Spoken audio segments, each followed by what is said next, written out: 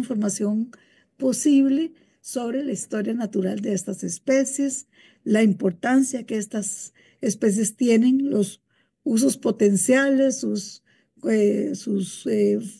composición química, propiedades que puedan ayudar en resolver tanto problemas de salud como problemas de alimentación, situaciones de diferentes niveles que nos permita darle una utilidad a nuestra biodiversidad.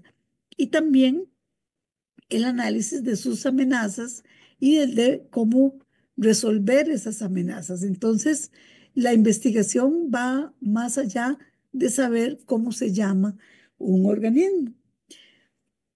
Mientras que la documentación de la biodiversidad puede realizarse no estrictamente utilizando el método científico, ¿verdad? Sino que se puede realizar en actividades no sistemáticas, en prácticas de estudiantes, dentro de otros procesos como los inventarios en estudios de impacto ambiental, que es todo también un área que produce mucha información, pero que en estos momentos no está conectada, o sea, no está en el radar de, por ejemplo, del SINAC ni de las oficinas de permisos de investigación.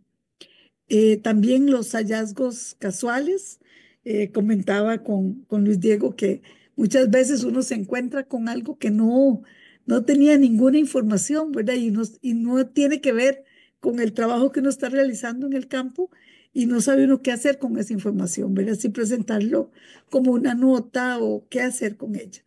Y luego tenemos todos los observadores por recreación, que hay de diferentes grupos. El más distinguido es el grupo de los observadores de aves, que se ha fomentado muchísimo y que también con el uso de ciertas aplicaciones se ha facilitado el reconocimiento de especies. No. Entonces, esto ha hecho también que se popularice eh, ese, ese, esa actividad recreativa de observar las aves. Entonces, cuando necesitamos documentar la biodiversidad de un sitio, nos aparecen una gran cantidad de registros provenientes de estos observadores. Y ahí hay una situación a veces difícil de cómo manejarlos, ¿verdad? Porque algunos de ellos puede que existan especies que se parecen mucho entre sí, pero que ya para diferenciarlos es necesario una captura, revisarle las plumitas y ver exactamente si se trata de la especie A que está en peligro de extinción o la especie B que es una especie común, pero que se parecen muchísimo entre ellas. Entonces es a veces un poco complejo estar segurísimos de que esa documentación de especies corresponde realmente. Entonces ahí es importante en ese sentido que en todo lo que se ha trabajado, bueno, está este tema de las aves, pero hay otros temas como la diversidad de especies en un río. Un momentito que cuando la gente está esperando, como yo tengo la presentación, no los veo. Entonces, también se está haciendo cierto tipo, digamos, de guías que permiten identificar las especies, pero que a veces no es tan sencillo. Entonces, pues tenemos un poquito que eh, hacer un escrutinio de esta información que se recoge a través de los observadores, pero que tiene un valor. Entonces, ese valor hay que buscar y hay que dárselo. ¿De qué le puede servir a las comunidades conocer su riqueza en biodiversidad? Bueno, en primer lugar, que puedan conocer el recurso con el que cuentan, que puedan explorar un potencial en ecoturismo y otras actividades productivas relacionadas a la presencia de ese recurso. ya sea igual que sea una planta que tenga capacidades medicinales, etcétera, o para hacer una crema cosmética. O sea, habría muchísimas oportunidades que se pueden explorar conociendo que cuentan con esas especies. Luego también permitiría, el tener ese conocimiento de la biodiversidad, permitiría aglutinar esfuerzos para la protección y puede ser un eje que motive la organización alrededor de la protección de ese preciado recurso. También permitiría direccionar recursos e inversiones, presentar propuestas realistas con datos locales donde ellos puedan realmente documentar que cuentan con ese grado de biodiversidad. Y además permitiría que esas comunidades se empoderen al interiorizar que cuentan con ese recurso y puedan abogar por su protección. Direccionar sus inversiones, dar propuestas realistas. Por favor, Manuel, apagalo. Gracias. Luego tenemos aquí como un espacio entre la información que producen los investigadores y la información que recibe la comunidad. Entonces, por un lado, ¿verdad? ¿Cómo comunica el investigador sus hallazgos? Lo primero es la publicación en revistas científicas. Y las revistas científicas están escritas en un lenguaje que las comunidades no necesariamente manejan. Otra opción que tiene el investigador es subir sus datos a bases públicas, que eso se está promoviendo desde la administración desde el MINAE y que tiene un potencial muy importante de asegurar ese acceso. Y también en muchos casos ya existe una preocupación de los investigadores por realizar actividades de divulgación, participar en talleres a las comunidades, participar en festivales donde se aprovecha para dar información sobre una especie. Pero a su vez, digamos, la comunidad busca cómo informarse. Y bueno, pues el principal medio es a través de los diferentes medios de comunicación, los buscadores en las redes, ¿verdad? Pero con el problema de que en las redes no hay un editor, no hay nadie que diga eso es cierto o eso no es cierto. Entonces uno puede buscar información de una especie y le aparecen 10 fotos que entre ellas no tienen ninguna relación, que no sabe uno cuál sería, ¿verdad? Si lo busqué por el nombre común, me pueden aparecer muchas plantas iguales, parecidas, pero que no necesariamente son esas.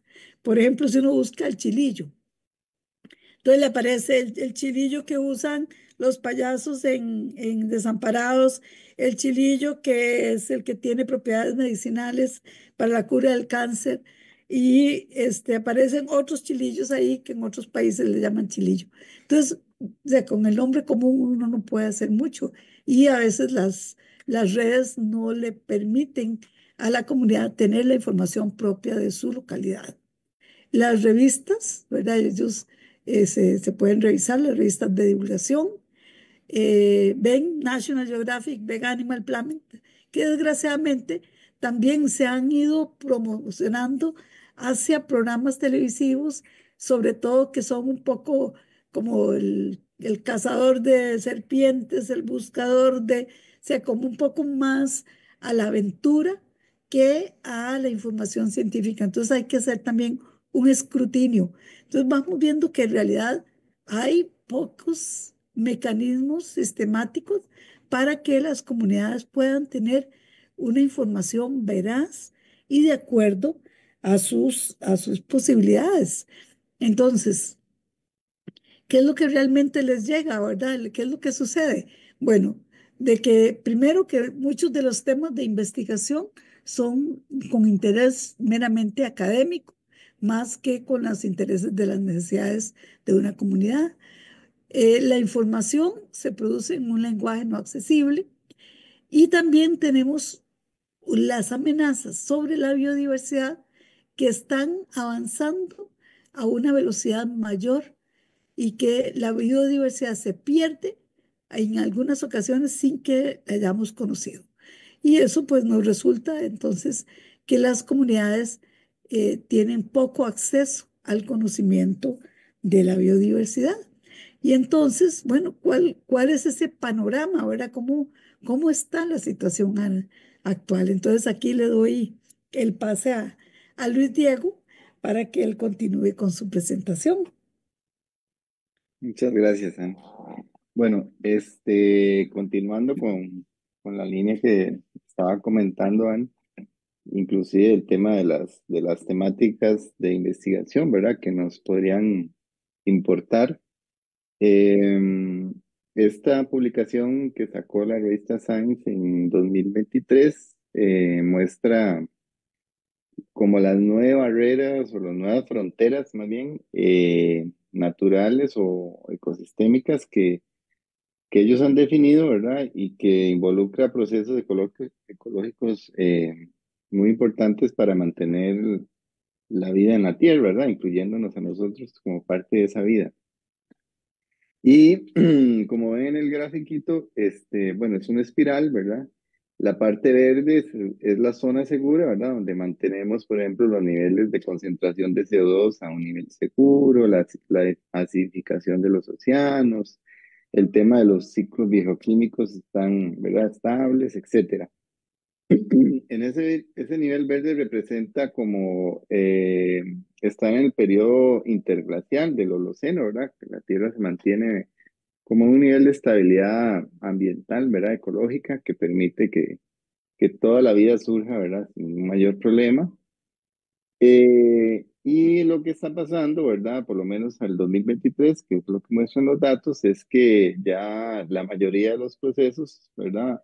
Seis de ellos, inclusive, cambio climático, integridad de la biosfera, el tema de los ciclos bioquímicos, de los flujos, ¿verdad? El nitrógeno y fósforo llegaron a un nivel de alto riesgo, ¿verdad? Un alto riesgo donde ya el retorno va a ser más difícil a la zona verde. Entonces, es como una de las tantas alarmas, ¿verdad? Que salen, ¿verdad? Y de las cuales deberíamos tomar en cuenta, ¿verdad? Para definir las políticas de investigación y las acciones de investigación de aquí en adelante, ¿verdad? La paso yo, ¿verdad? O como quien la pasa. Yo paso, usted me avisa. Sí, Ok. ok. Este gráfico es muy interesante porque, como estamos hablando de investigación y comunidades, nos muestra cómo era la Costa Rica de 1983 en cuanto a esa estructura de edades, ¿verdad? Entonces, en aquella época teníamos en más del 30% de personas, y sumando con adolescentes, niños, niñas y adolescentes, eh, tenemos casi más del 40% de la población en el 83 en esas edades, ¿verdad? Ahí se nos fue la presentación ahí, Un ¿no? momentito que es que donde admití, pero volvió o no. Un momentito. No, no vuelta. Espérese para salirme y volver. ¿Qué pasaría? Un momentito, por favor.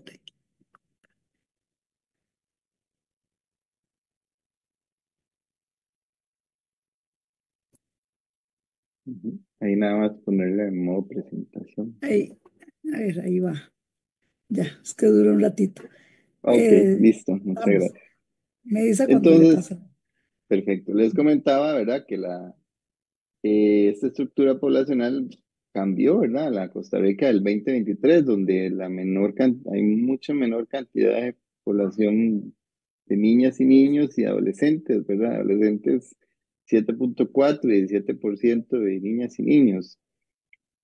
Eso porque en la Costa Rica de los 80s y 90s se pensaba mucho en estrategia de educación ambiental, en las escuelas, en los colegios, ¿verdad? Con los chiquitos, para promover toda esa, ¿verdad? Esa conciencia, esa sensibilización de cuidar la naturaleza, ¿verdad? El cuidado que hay que tener con los organismos con los cuales compartimos este planeta. Ahora la estrategia debe cambiar porque debemos pensar en educación para adultos, que es más compleja, ¿verdad? No soy especialista en educación, pero he trabajado con compañeros y compañeras del CIDE, ¿verdad? De la parte de educación de la UNE, donde la educación para adultos y desarrollo de programas de educación para adultos es complicada, ¿verdad? Y más en el tema de educación ambiental, porque ya son personas que han pasado por todo el sistema educativo en los diferentes niveles hasta donde, bueno, llega o no la persona. Y necesitamos llegar a hacer como un reajuste, era una reingeniería sobre percepciones, valores relacionados con la naturaleza. Entonces, eh, esa población que recibe educación ambiental de niños y niñas, ¿verdad?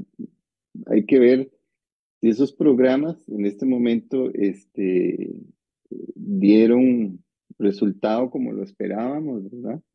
El tema, obviamente creamos áreas protegidas y el tema de corredores biológicos y otras iniciativas, pero cómo han cambiado las percepciones de las personas, ¿verdad? Con el avance del tiempo y de la edad de estas hacia el cuidado de la naturaleza. ¿Será que todos estamos hablando en el mismo canal, ¿verdad?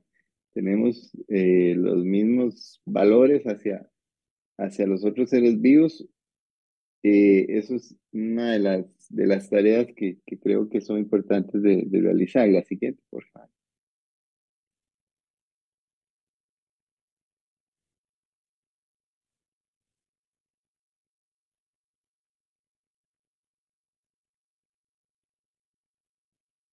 No, ahí, eso. Y hay que tener en cuenta que esto no es un fenómeno propio del país, sino también en Latinoamérica está ocurriendo, ¿verdad? Ese envejecimiento de la población, lo cual puede ser una ventaja porque si nosotros desarrollamos estrategias de investigación, ¿verdad?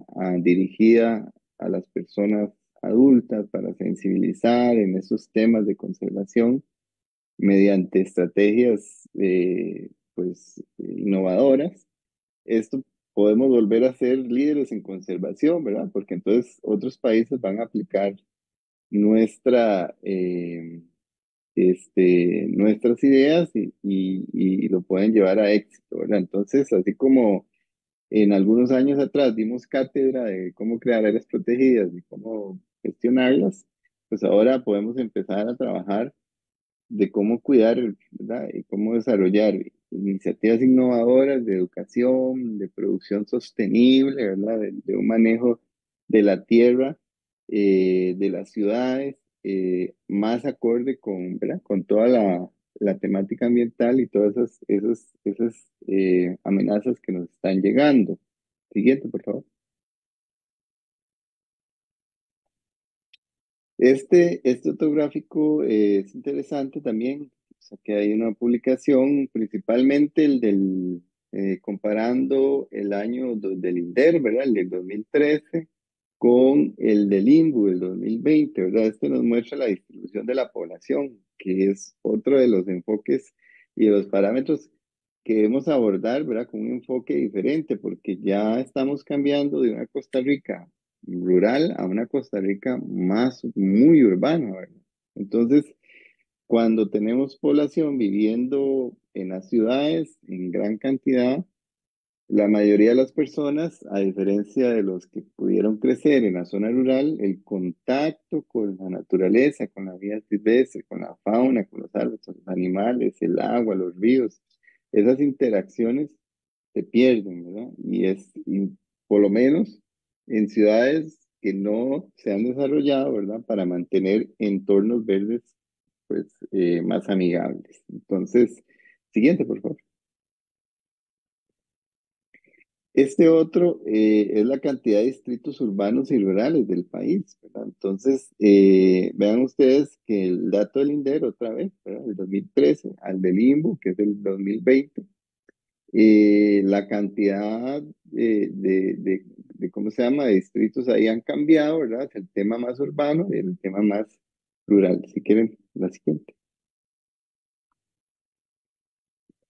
Luego, otra cosa que hay que tomar en cuenta para el tema de la investigación, bueno, antes era mucho trabajar en las áreas protegidas, ver el tema de la diversidad, siempre es necesario, siempre es verdad, hay que seguir siendo monitoreo, pero ¿qué pasa afuera, por ejemplo? ¿Qué pasa con el restante 50 y resto por ciento que no está, por lo menos bajo cobertura boscosa, que no está en áreas protegidas, que no está en algún nivel de protección, eh, y que ha cambiado pues en el paisaje. Este dato de la piña, por ejemplo, esa es la piña, no me salió el número, pero el del amarillito, ¿verdad? Está los polígonos amarillitos de la piña en el 2000, mientras que en el 2019 es el color rojo. Entonces ahí se ve en el distrito, en el cantón de San Carlos, ¿verdad? Un distrito, un cantón, perdón, con diferentes expresiones de ecosistemas, ¿verdad? Muy rico y que este cultivo, ¿verdad? Ha hecho, pues como somos ¿verdad?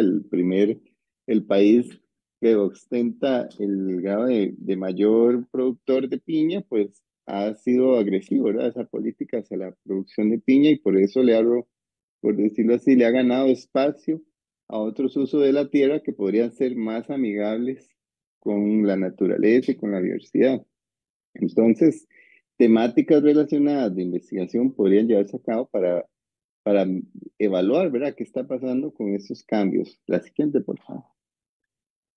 Este también es interesante, lo pueden ver que es el tema del área plantada con incentivos o PSA, área de plantaciones forestales, y versus área cosechada, ¿verdad? En el periodo 1990 al 2000.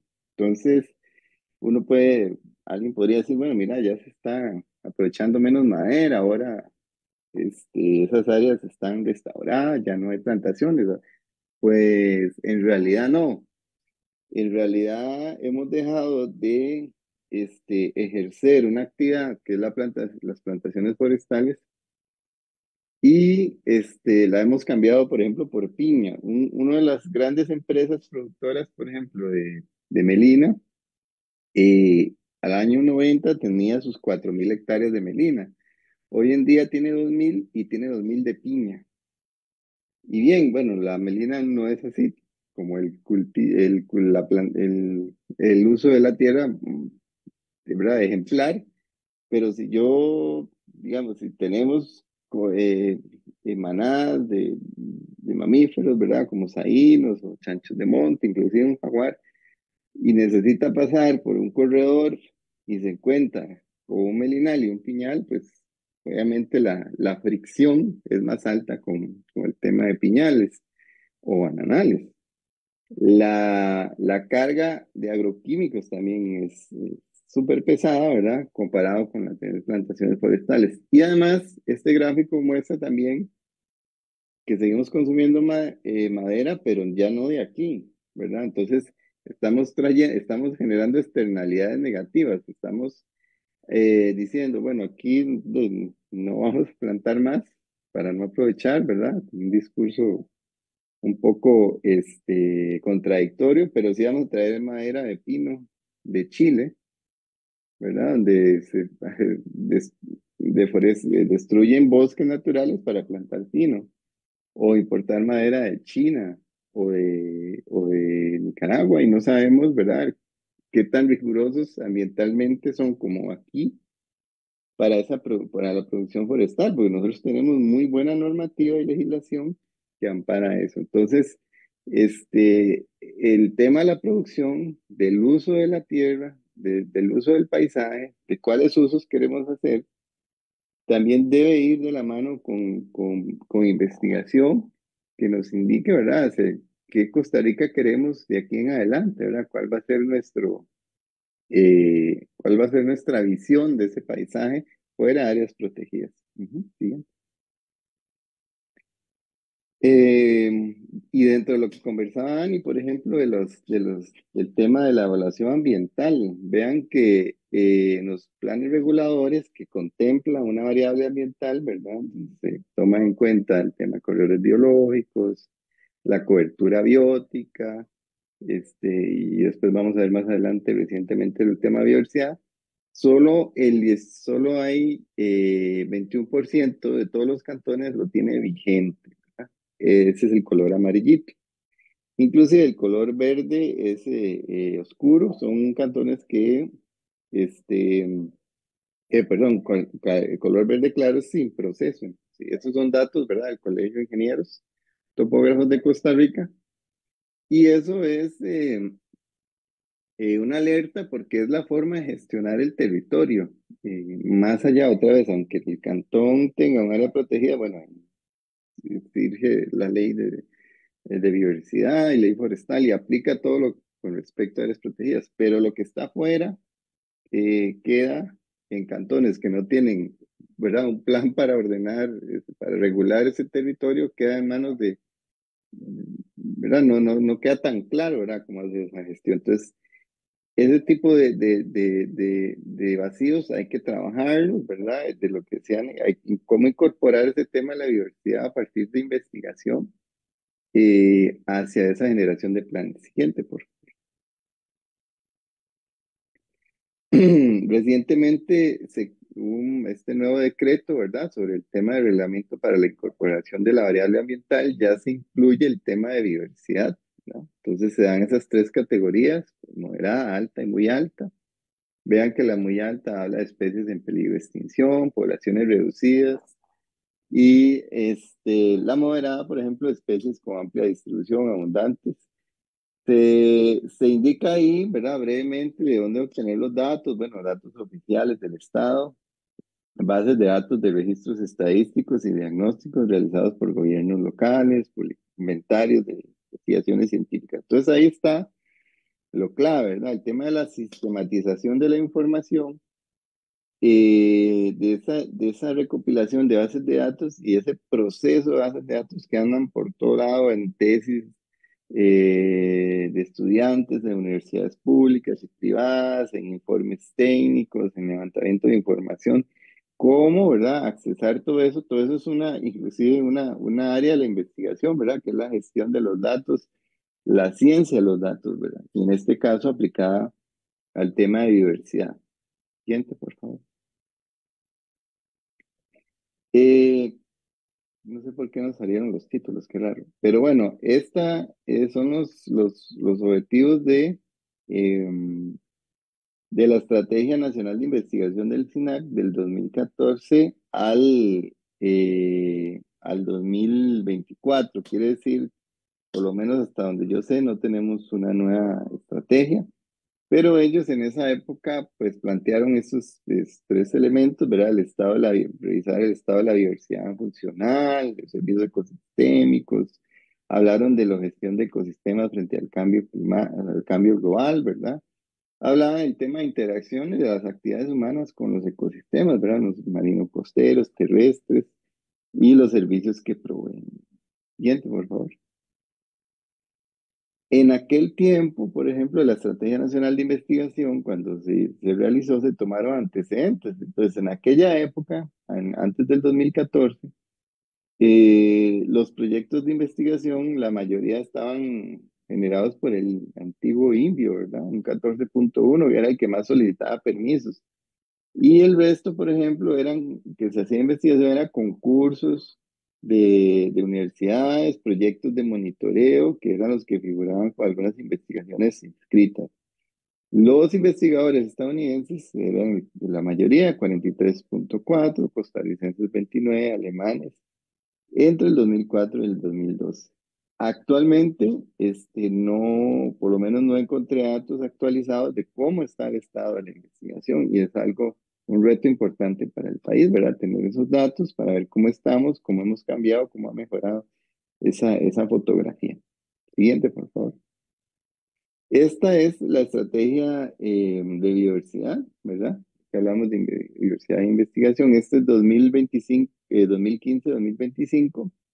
Actualmente no sé si se está elaborando la nueva, que vencería este año, pero en aquella época cuando se elaboró, en el 2015, se propusieron estos temas estratégicos, ¿verdad? Muy similares, inclusive a los de la estrategia, ¿verdad? Conservación in situ, ¿verdad? El tema del Sistema Nacional de Áreas Protegidas, silvestres protegidas, el tema de restauración y reducir la pérdida, el deterioro de diversidad, la regularización del patrimonio natural del Estado, ¿verdad? Que todavía, bueno, creo que es un reto Luego tenemos el tema de paisajes sostenibles, ¿verdad? Se han venido algunos proyectos sobre esos temas que se han desarrollado, tanto en urbano como en lo rural, y fortalecer la gobernanza y la participación y educación en prácticas culturales para la conservación, ¿verdad? Entonces, un uso sostenible de la biodiversidad. Siguiente. Y tenían los últimos dos temas estratégicos, era la gestión de la información, ¿verdad? El monitoreo e investigación de la diversidad para toma de decisiones, que es clave, ¿verdad? Ese tema. Y el fortalecer capacidades de financiamiento, ¿verdad? El tema todo de la parte de financiamiento y tema institucional para una mejora en la eficiencia en la gestión intersectorial de la biodiversidad. Ujú. Creo que ya esa era la última, parte. Ujú. Muchas gracias.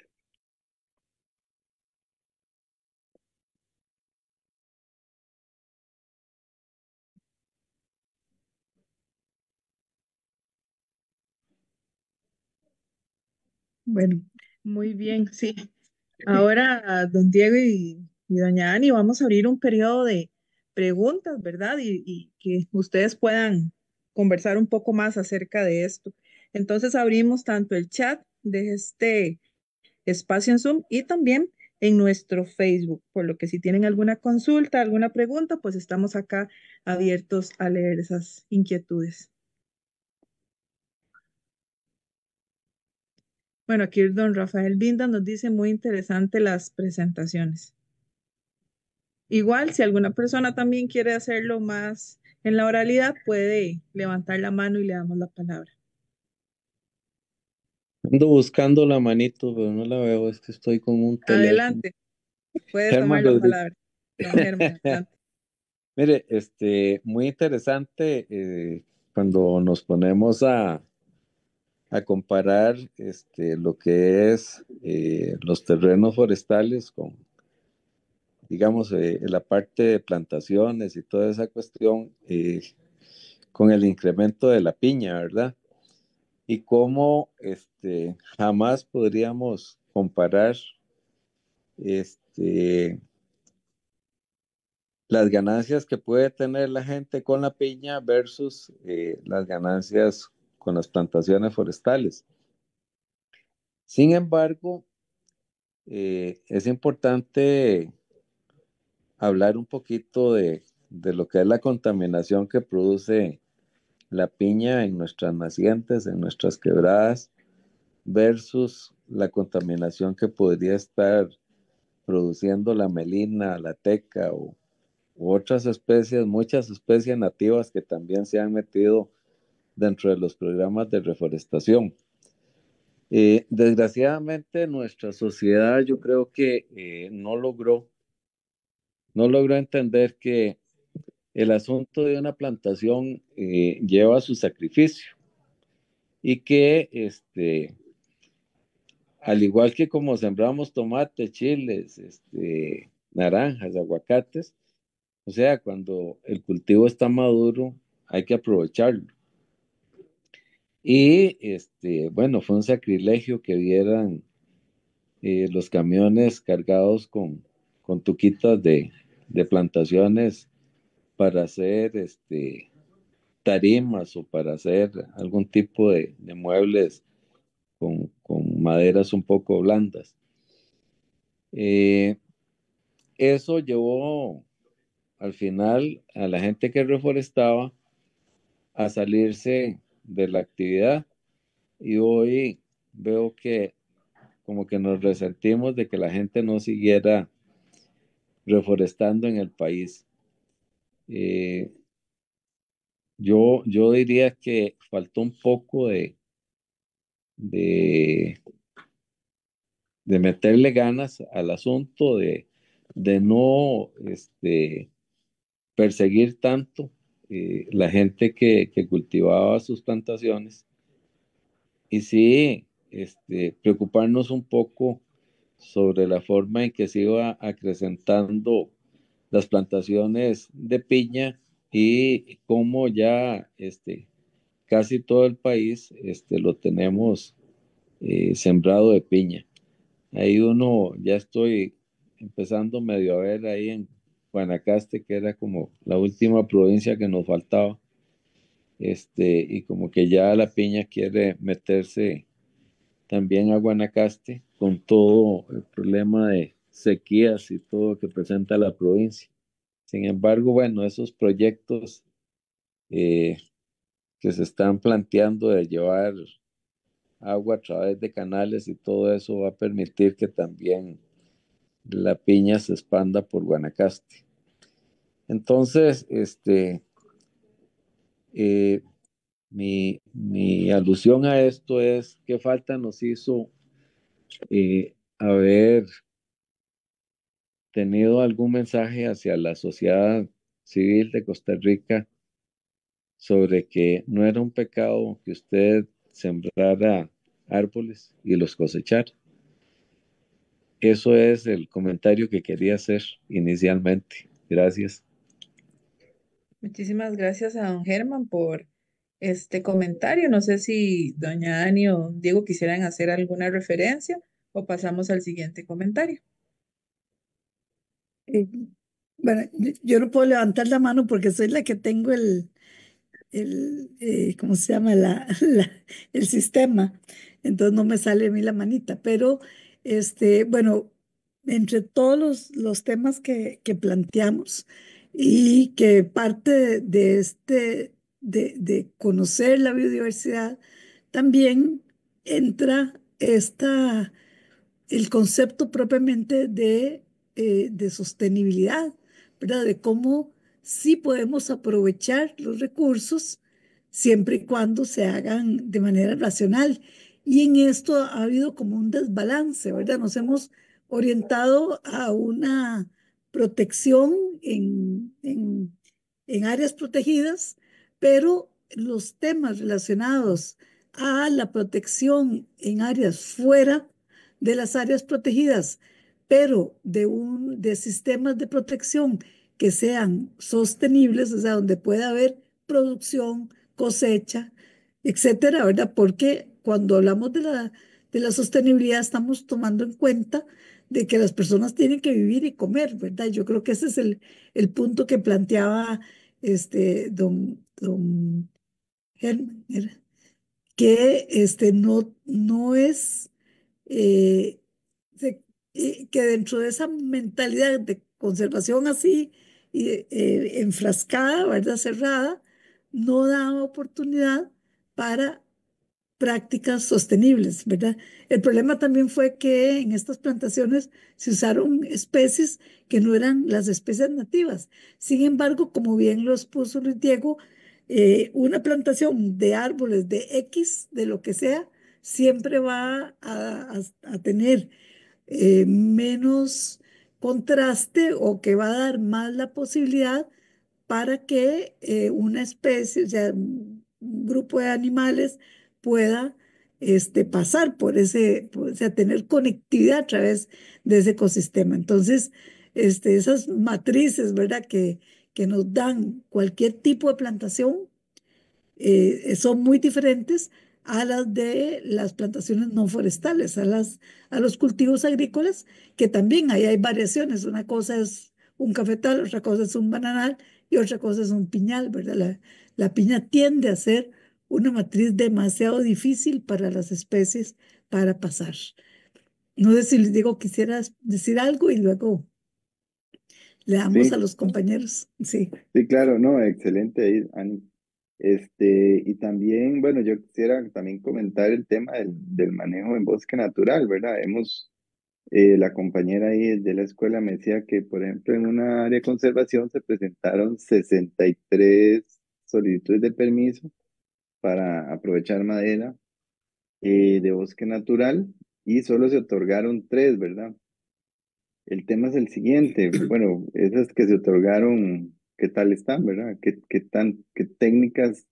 Porque Costa Rica ha recuperado mucha cobertura y podría inclusive empezar a dar cátedra sobre cómo hacer un aprovechamiento sostenible, ¿verdad? De la madera con tecnología, etcétera. Pero al contrario, lo que ha pasado es que vemos el caso de Ganduca Manzanillo, ¿verdad? Entonces, y explotación forestal dentro de un área silvestre protegida, ¿verdad? Y sin cero controles, etcétera, ¿verdad? En un ecosistema tan vulnerable. Entonces, hay como una doble moral, ¿verdad? Tal vez hay tanto papeleo a veces o las personas creen que no pueden sacar un arbolito de su potrero para hacer la cerca y arreglarla, creen que es ilegal o que hay que hacer mucho papeleo y ni siquiera eso, ¿verdad? Es sencillo, se pueden inclusive aprovechar árboles de su finca. Pero por otro lado, defendemos algunas cosillas ahí y no vamos a donde hay mayor deterioro, el tema de la expansión de la piña, que ya don Germán lo decía claramente, ¿verdad? Y es que la seguridad alimentaria también está en duda para nosotros, porque esa piña es para exportar afuera, ni siquiera nos la comemos nosotros, ¿verdad? Entonces, estamos cambiando la producción de madera, la producción agrícola, ¿verdad? En esos paisajes podríamos tener sistemas agroforestales que nos generen tanto madera como alimentos, ¿verdad? Entonces, ser un país más autónomo en el tema de seguridad alimentaria y todo el tema de biodiversidad que aportan los SAF, ¿verdad? Los sistemas agroforestales, Ana. Entonces, hay que repensar, ¿verdad? Como que queremos ese paisaje, un paisaje que se va a despoblar. Y entonces cuando se despobla, cuando no hay gente ocupándolo, como decía Daniel Jansen ahí en ACG, bueno, hay que poner a la gente aquí a trabajar en todo el parque, que la gente nos vea que estamos usando el parque, haciendo investigación, los de juegos, etcétera, porque si la gente ve que ese terreno ahí no hay nada y no se hace nada, ¿verdad? Es un terreno baldío, voy a aprovechar y voy a sacar y explotarlo, etcétera. Entonces, es un uso inteligente de la tierra que deberíamos plantearnos, ¿verdad? En el futuro, de ahora hasta el futuro. Muchísimas gracias, don Luis Diego y doña Ani. Hay dos manitas levantadas, pero antes de eso quisiera Me dan leer, un toquecito ahí. don Germán, si gusta, me da un momentito para leer Ok, este perfecto. comentario que es relacionado con el tema que están conversando. Ajá. Dice Iván Leitón, el tema de la piña es muy preocupante. Yo trabajé en una pileta, tanto en el campo como en una bodega de agroquímicos, y la cantidad de tipos de agroquímicos es muy grande. Vivo en la zona sur, Pérez Celedón, y observo cómo aumenta la expansión de este monocultivo. Una estrategia que podría funcionar para frenar esta expansión es conseguir ONG en favor del ambiente que deseen comprar terrenos o fincas antes de que sea una empresa piñera. Muchos de estos agroquímicos, al menos en la zona sur, terminan en el humedal nacional, Terra Basierpe y también la erosión. Don Germán, tal vez si Sí, realiza el comentario para darle pie a las otras dos sí, compañeras no, que nos yo, están esperando. ok, yo quería también hacer un comentario con el cambio que ha habido de la producción, digamos, de arroz en Guanacaste para producir ahora caña, ¿verdad? Ya, y bueno, de quiénes son esos negocios de la caña y toda esa cosa, pero además, de suma importancia para mí es qué falta hace que las universidades, los colegios, eh, dediquen unas lecciones o dediquen un tiempo para enseñar a nuestros finqueros a cómo eh, debe plantearse una finca integral, ¿ya? Y que ellos tengan ese apoyo, ese aporte técnico y puedan llevar el sustento no solo a su familia, sino a sus pueblos, porque al final eso es lo que nos va a pasar, no vamos a tener fincas que produzcan ni para las propias familias. Entonces, sería importante el tema de las fincas integrales que se lleven al campo y que se pueda fomentar entre los agricultores. Gracias. Muchas gracias a don Germán. Ahora vamos a escuchar a Sigrid Martínez. Adelante. Muchísimas gracias, Raquel. Muchas gracias, doña Ani, también a Germán y a Luis Diego. A Luis Diego y a doña Ani por las ponencias realmente muy interesantes. Y don Germán, me voy a agarrar de lo que usted está diciendo, lo último que usted está mencionando, sobre la educación. Y también lo mencionó Luis Diego, estaba hablando sobre la andragogía, que es esto de enseñar a personas adultas. Es uno de los temas más importantes porque sabemos nuestra población está envejeciendo y por tanto debemos de enfocar todos nuestros esfuerzos hacia cómo llevar el conocimiento hacia ellos y no solamente enfocarnos en nuestras áreas protegidas, sino las gentes en la ciudad, para que la gente, como parte de un total de país que somos, que todos tengan el conocimiento con respecto a qué pasa en una zona y la otra.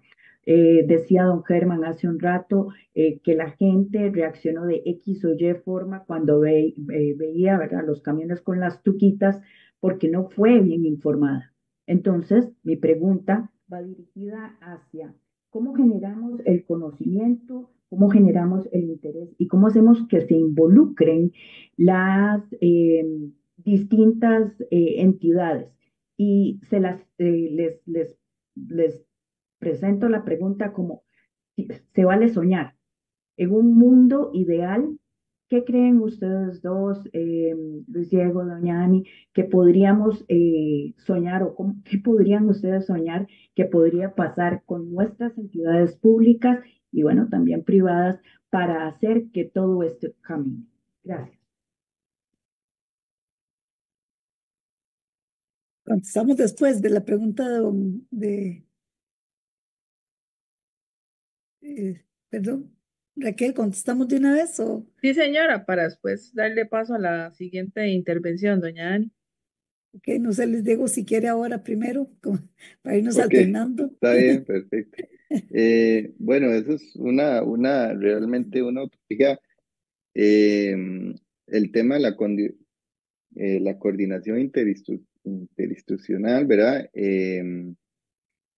Debe ser una pieza clave para eso que usted preguntó, Ingrid, de cómo llegar a esa utopía, cómo coordinarnos entre instituciones, cómo las universidades públicas deberían ser el motor de la investigación asociados a otros centros, inclusive ONGs, y cómo toda esa información que se genera es llevarse de forma clara, accesible, con cierta fluidez, ¿verdad?, hacia las instituciones públicas que gestionan el territorio, ¿verdad? Y que generan políticas y las que hacen la gestión del territorio y que entonces a partir de toda esa información se haga esas políticas, esas normativas y se tomen las decisiones desde el diputado y la diputada que generan un nuevo proyecto de ley, ¿verdad?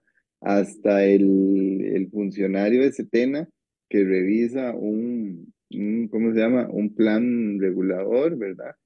Eh, o simplemente la funcionaria o funcionario municipal que va a ver un tema de contaminación, ¿verdad? Y cómo trabajar con eso. Entonces, todas esas acciones en el territorio deberían estar eh, fuertemente sustentadas con ciencia, con investigación, pero para eso las universidades y otros entes que trabajan en investigación, ¿verdad? Que tenemos en Costa Rica deben abrirse, ¿verdad? De una forma transparente, accesible, ¿verdad? Democrática, de esa cantidad de datos, ¿verdad? Que se generan. Y también hacer una retroalimentación, ¿verdad? Con las personas que están al día a día, con la diversidad interactuando, ¿verdad? Viendo los conflictos, las problemáticas, para que, ¿verdad?, podamos ayudar a resolver esas situaciones, porque muchas de las soluciones ya las conocen y nosotros podríamos colaborar con la parte de tecnología y la parte de aporte en conocimiento, ¿verdad? Entonces, por ahí va la cosa, ¿verdad? Es un tema de ponernos de acuerdo y comunicarnos y no dejar esas islas, ¿verdad?, en las que ahora, pues, lamentablemente estamos funcionando. Yo le añadiría que a lo que expresó Luis Diego, yo añadiría que además en ese mundo ideal, ¿verdad? Las personas estuvieran más dispuestas a entender lo que es el bien común. O sea, porque aquí todo el mundo, digamos, pelea porque le protejan la finca al vecino, pero cuando es que me van a poner limitaciones a mi finca o a mi terreno, ya no quieren. Y entonces ese ha sido, por ejemplo, la mayor limitante en los planes reguladores, que cuando se hacen todos los mapas y se hace la propuesta de zonificación, ahí es donde todo se termina. O sea, todo el proceso es perfecto. Todo el mundo va, todo el mundo escucha, todo. Pero en el momento que se presenta la zonificación, nadie quiere que le regulen su propio terreno. Entonces, el no entender que esa regulación es en función de un bien común, de un bien mayor, es algo que ha echado, digamos, por debajo a la mayoría de los planes reguladores, porque ahí es donde se caen. O sea, en el momento en que se presenta la zonificación y entonces mi finca que tiene bosque está en una categoría que debe mantenerse protección, porque así lo dice la ley, pero no me gusta verlo así en el plan regulador, porque entonces ya, ¿verdad? Vienen todas las historias, no puedo heredarle a mis hijos, no puedo hacer mi casita, no puedo que pensar que mis nietos van a poder construir ahí una finca. O sea, en realidad es como un idealismo, ¿verdad? Pero entonces, lo que se está, por ejemplo, prometiendo o buscando para proteger un corredor biológico que está en terrenos privados, se hace casi imposible, ¿verdad? Entonces, es ahí donde hay que buscar las alternativas productivas, sostenibles, para poder convencer de qué es lo que se puede hacer en esos terrenos. Muchísimas gracias a ambos. Ahora tiene la mano levantada, dice el usuario Futuro Verde Restaurante. Restauración, ¿no? Restauración, casi restauración. Restauración. Puede hablar si gusta.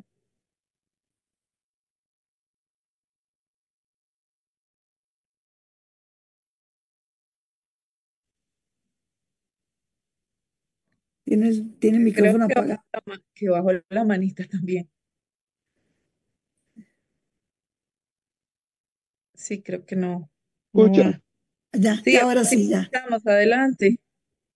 vea, mi nombre es Mario Mora. Muy interesante bueno, la charla y todo. Sí, yo quiero preguntarles a usted, pero tenemos la carencia de los planes reguladores en la mayoría de los gobiernos locales, lógicamente. Pero si usted analiza los planes reguladores, están regulados por la ley de biodiversidad, la del limbo, todas esas cosas. Entonces, la gestión local es muy importante, el gobierno local, el sector ambiental, para ver y mejorar y proteger las grandes, de su territorio, me imagino. Eso le corresponde también al gobierno local. Se basan en el plan regulador, estamos de acuerdo. El plan regulador, lógicamente, es un ordenamiento territorial, pero la ley les permite a ellos también cómo podemos nosotros ordenar territorialmente nuestro cantón con base a las leyes del agua, de toda la biodiversidad, ley de todo, ¿me entiendes? Y lo que está, lo del limbo, ¿me entiendes? Entonces yo siento que a veces falta voluntad, pienso yo, porque si esperamos a que el plan regulador funcione, pues vas a encontrar un cantón deteriorado. También los corredores biológicos son muy importantes. Yo estoy en varios corredores biológicos aquí del área de la GAN y fuera de la GAN. Pero yo les he dicho a estos lugares, a ciertos lugares, de que estos corredores biológicos deben también llevarse a nivel de las provincias, como Guanacaste, como Punta Arenas, como todos, que no solo la GAN, porque son parte de un corredor biológico para hacer la conectividad en esos lugares del bosque, de las áreas protegidas que se encuentran en esos lugares, y no se busca esta conectividad. Yo les digo, y ustedes van por el mismo camino de la GAN, de que van con el problema de que si no tienen ordenamiento y no solo limitarse al ordenamiento territorial, sino simplemente ustedes tienen la facultad para ordenar tú, porque la ley te los permite. Ley. Segundo, o tercero, ¿qué piensan ustedes, por ejemplo? Bueno, los planes de gobiernos cambian cada año, depende del partido que quede, pero el debilitamiento de el SINAC internamente a través de un gobierno que ha debilitado grandemente al personal de las grandes áreas protegidas. Un día tuve la oportunidad de ir ahí a Opal, ahí. Resulta que en aquel tiempo tenían 20 empleados, ahora tienen 8, ahora solo 5, y eso sucede en todas las áreas protegidas. Entonces, hay un problema ahí de que políticas ejercidas por, me imagino que por un grupo externo de los grandes desarrolladores industriales que hay, habitacionales, la transgeneración, eso de que los pueblos los han sido comprados por personas extranjeras, y entonces van delegando a los propios hogareños de esos lugares, entonces, y eso es muy importante, entonces digo yo que todo es parte del conjunto para la biodiversidad y la conservación. La alimentación sostenible, hay que hacer una alimentación sostenible, la ganadería, la piñera, no podemos parar un desarrollo económico en un gobierno local porque hay que producir y hay que generar empleo, porque si no, la gente va a emigrar y eso es lo que está pasando con los grandes agricultores y ganaderos, porque sus hijos que son los que han heredado y venden sus propiedades a extranjeros y ya porque no van a producir, porque ya están estudiando, tienen su profesión. Entonces, todo eso es una cadena, entonces yo siento que hoy en día tenemos que organizarnos todos como tal, tanto la sociedad civil como el Estado, de manera que cuidamos lo que tengamos. ¿Qué sentido? Lo hecho ya está, lo que se perdió, pero debemos de cuidar lo que tenemos y cómo vamos recuperando, restaurando ciertas áreas de una manera organizada y planificada. Y desgraciadamente, si nosotros como sociedad civil no cuidamos nuestra tierra y los quedamos callados, tanto a nivel del gobierno en turno, a nivel de los gobiernos locales, va a pasar un desastre como Manzanillo. ¿Para qué quiere un plan regulador que es manejado por los grandes pobladores o los grandes desarrolladores que tienen plata? Entonces yo siento que la sociedad civil es muy importante, las organizaciones, las ONG, algunas, mucha gente, para proteger todo eso que tenemos, porque yo he tenido la oportunidad de andar por todos los parques nacionales. Yo ando, hace poquito anduve ahí en Santa Rosa, donde veo yo 5 o 7 venados, donde veo todas esas cosas interesantes que las estamos perdiendo, porque esas áreas se están degradando por el cambio climático, porque no hay recursos económicos para proteger, no hay recursos económicos para pagar las fincas y no hay recursos económicos para ampliar ciertas áreas. Otra cosa importante, los PSA algo aportan a la biodiversidad, a la conservación, en donde debemos mejorar y consolidar para que los pagos de servicios ambientales aumenten su capacidad para proteger el bosque en general y al aportar a los finqueros a que tienen esas áreas protegidas ahí para que les reconozcan. Yo siento que es una función de todos y no podemos decir lo que solo el SINAC, el Estado, pero nosotros somos vigilantes realmente de las bellezas que tiene Costa Rica y no debemos de permitir que grandes desarrolladores vengan, compren, destruyan, pero también hay algo bueno. Hay grandes reservas privadas que están en manos de extranjeros y que hay que reconocerles, ¿verdad? Que a gran parte de ellos han conservado, otros no, pero su mayoría han comprado grandes terrenos y se han dedicado a la conservación. Gracias. Muchísimas gracias a don Mario. Bueno, también tenemos otro comentario como para ir cerrando este espacio de don Rafael Vindas. El análisis territorial de cada una de las presentaciones son muy bien contextualizadas, estudiadas, me resuena mucho todos los temas. Yo creo que, bueno, de esta manera vamos a darle cierre a este espacio, pero no sin antes que doña Ani y don Luis Diego pues nos puedan dar un mensaje de cierre y una reflexión. Muchas gracias. Doña Ani. Gracias, Raquel. Bueno, mucho de lo que planteó don Mario, pues es la situación y es la realidad, ¿verdad? De nuestro país. Pero yo quisiera impulsar, ¿verdad? Como estamos hablando del tema de la investigación y las comunidades, yo quisiera enviar el mensaje, sobre todo, digamos, al público colegiado y a las personas que nos acompañan siempre interesados en este tema, pero que son exactamente la vanguardia de lo que pasa en el país y lo que se defiende en el país. Y que tener la información adecuada y la información pertinente puede realmente ser una herramienta importante para las comunidades, pero sobre todo, ¿verdad? Que hay que producir la información y la investigación que esas comunidades necesitan y que hay que orientar nuestros estudios para dar herramientas que permitan ese manejo sostenible. No podemos amarrarnos a que si el gobierno lo va a hacer o el gobierno no lo va a hacer, porque esto va a estar cambiando cada 4 años y esperemos que cambie, ¿verdad? Pero no podemos quedarnos como dejándole toda la tarea, porque para eso exactamente están las comunidades, porque como bien lo dijo don Mario y también lo dijo don Germán, los recursos son de los ciudadanos, los recursos son del país y nosotros somos el país. Entonces somos los que necesitamos exigir que esos recursos se utilicen adecuadamente y que se puedan proteger y se puedan trabajar de una manera sostenible. Gracias. Muchísimas gracias a doña Ani y a don Luis Diego.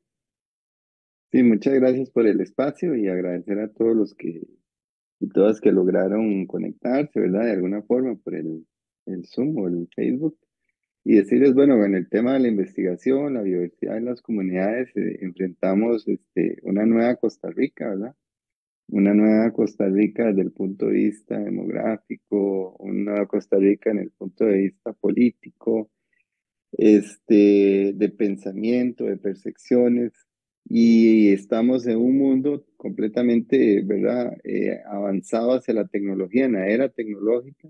Entonces, todos esos componentes, ¿verdad? Todos esos, y en un contexto de cambio climático, ¿verdad?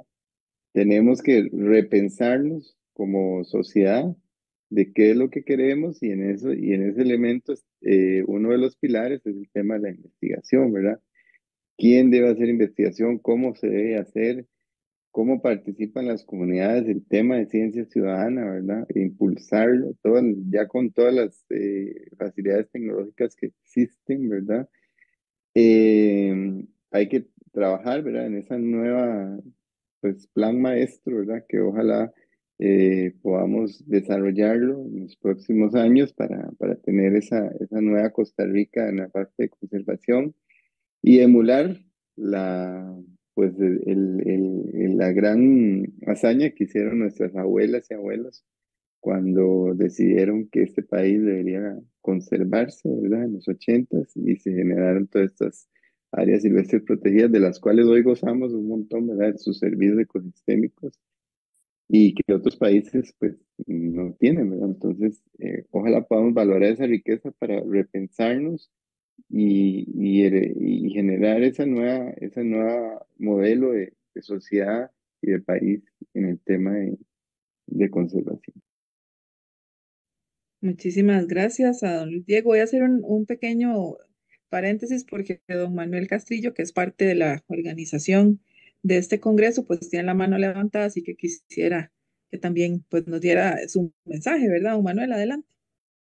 Gracias, Raquel, compañeras y compañeros. Bueno, agradecerle muchísimo a Ani y a y a Luis los aportes, las presentaciones que precisamente van como un componente más, como temas de relieve que se van a ver en el Congreso y precisamente dentro de lo que los presentes hicieron con sus preguntas y con sus comentarios es parte de lo que se va a dar en el Congreso. Y aquí la excitativa es a estar presentes en el Congreso y estas inquietudes que tienen los participantes y los mismos expositores, todos nosotros los tenemos, es parte de lo que buscamos en un espacio inclusivo, en un espacio donde se den la discusión y diálogo de estos temas de manera muy franca y muy abierta. Ciertamente el contexto y entorno que tenemos actualmente en el país y en el mundo es complicadísimo, pero algo de lo que sí tenemos que empoderarnos desde la sociedad civil, y ya lo dijo uno de los compañeros, es precisamente estar presentes en la toma de decisiones, y esta toma de decisiones no podemos dejarla a la libre. El involucramiento de la sociedad como un todo se da cuando tengamos esa voluntad, y esa voluntad tiene que a veces forzarse desde la ciudadanía hacia los entornos políticos, que son los que tienen el poder en el momento, ¿verdad? Pero también donde la fuerza de lo que planteemos, las ideas que planteemos van a ser las que generen cambio. En cierto sentido, las aspiraciones del Congreso van en querer gestar un cambio de visión de largo plazo, de futuro, hacia una normativa que permita por lo menos ir encauzando bajo política de Estado muchos de estos temas, o por lo menos algunos ejes principales en el tema ambiental y en la sustentabilidad, que permitan fortalecer lo que se ha hecho a través de 50 años o más, y que las nuevas generaciones tienen derecho a disfrutar. Esto, pues, es un proceso, como dijo Ani también por ahí, que no es fácil, es de una constancia y es de una lucha que hay que establecer y hay que darla para poder asegurar la riqueza de nuestro país en el sentido no solamente de los recursos que se tienen para el tema productivo, sino con los otros beneficios que genera toda la naturaleza, todos los ecosistemas y demás, ¿verdad? O sea, la biodiversidad en sí misma que tenemos es un regalo que tiene Costa Rica.